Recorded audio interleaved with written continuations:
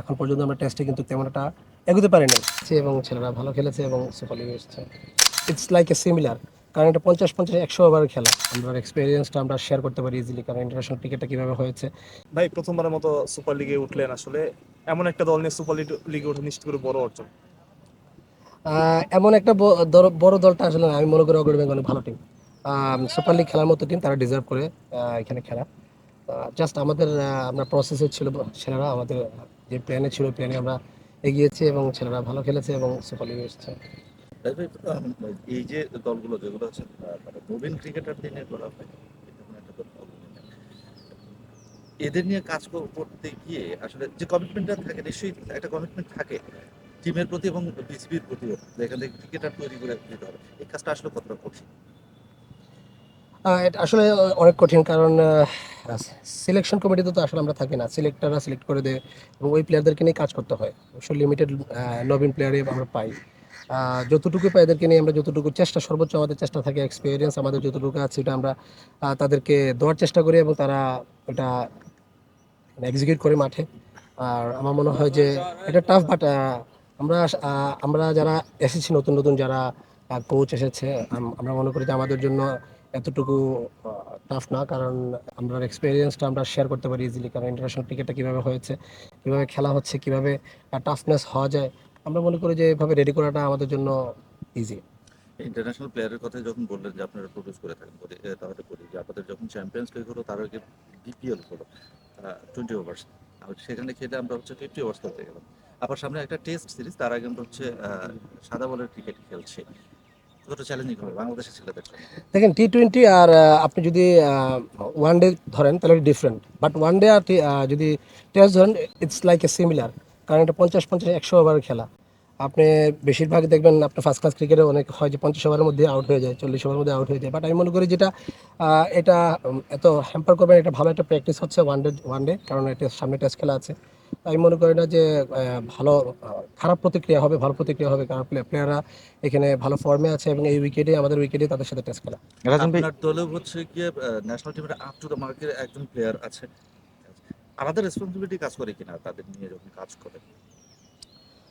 সত্যি কথা কি, আমি তো খেলেছি এদের সাথে, তাদের সাথে খেলেছি এবং আমি মনে করি আমি অ্যাজ এ টিমমেট হিসেবে তাদের সাথে কাজ করি। আর তারা আমাকে অ্যাজ এ গার্ডিয়ান হিসেবে মনে করে।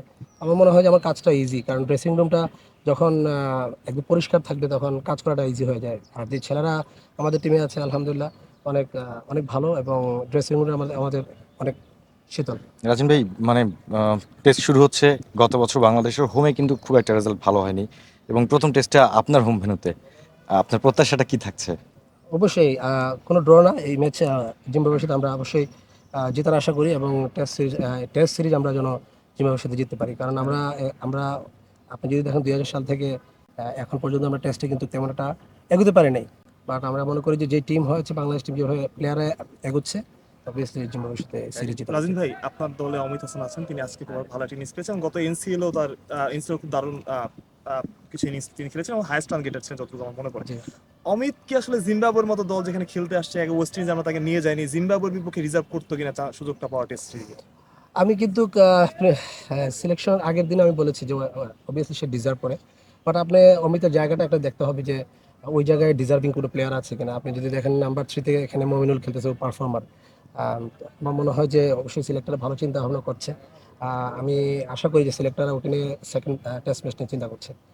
অমিত অবশ্যই সামনে আসবে, সামনে টিমের খেলা আছে, এগুলো ভালো খেলুক, আমি মনে করি সে আসবে। আরেকটা প্রশ্ন ভাই, আসলে আপনি বললেন যে একাদশ জায়গা পাওয়ার একটা ব্যাপার থাকে, তারপরেও মানে এই ধরনের প্লেয়ার যারা যারা প্রমিজিং, তাদের আসলে দলের সাথে রাখার একটা ব্যাপার থাকে, ড্রেসিং রুম শেয়ার করার একটা ব্যাপার থাকে, ওই সুযোগটা কি পাওয়া উচিত কিনা আপনাদের? অবশ্যই আমি মনে করি যে যারা ইয়াং, যারা পারফর্ম করছে কনসিস্টেন্টলি, তাদেরকে অবশ্যই সুযোগটা দেওয়া উচিত ড্রেসিং রুম শেয়ার করার জন্য।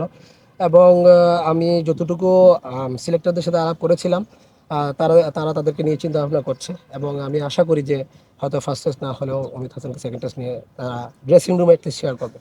ভাই, ওই যে আম্পায়ারিং নিয়ে একটা প্রশ্ন করছিল, আমাদের তৌহিদ হৃদয় বলেছে যে উনিও ইন্টারন্যাশনাল ক্রিকেটার, আম্পায়ার হচ্ছে ইন্টারন্যাশনাল আম্পায়ার আর কি। তো বিষয়টা হচ্ছে অ্যাজ এ ক্রিকেটার হিসেবে এভাবে কি আম্পায়ারদেরকে ডিসরেসপেক্ট করা যায় কিনা? হ্যাঁ, খুব কঠিন প্রশ্ন ভাই। তৌহিদুলের জিনিসটা আমি দেখি নাই, পরে আমি শুনেছি যে ও এরকম করে কথা বলেছে। যেহেতু সে বলেছে তা এটা তার একান্ত আসলে একান্ত ব্যক্তিগত মত। প্রত্যেকটা পার্সন প্রত্যেকটা তার রেসপেক্টেবল জায়গা আছে, আমরা সম্মান করি প্রতিটা জায়গায় যে যারা যা কাজ করছে। ইভেন আপনি যদি আম্পায়ার না, যারা স্কোরিং করছে তারাও তো ইন্টারন্যাশনাল স্কোরার। তো আমরা রেসপেক্ট করি প্রত্যেকটা মানুষকে। রাজীব ভাই, একটা প্রশ্ন ছিল, সেটা হচ্ছে যে সাদমান ইসলাম something about this guy. Sadman obviously খুব ভালো একটা টেস্ট প্লেয়ার। আপনি দেখেন কনসিস্টেন্টলি সে ওয়ানডেতে এখানে ঢাকা প্রিমিয়ার লিগে খুব ভালো ক্রিকেট খেলেছে। আমি মনে করি না সে শুধু শুধু টেস্ট প্লেয়ার, সে ওয়ানডের জন্য ভালো প্লেয়ার। তো সাদমানের জন্য শুভকামনা থাকবে জিম্বাবুয়ের সাথে, যেন সে তার কনসিস্টেন্ট ধারাবাহিকতা ধরে রাখতে পারে।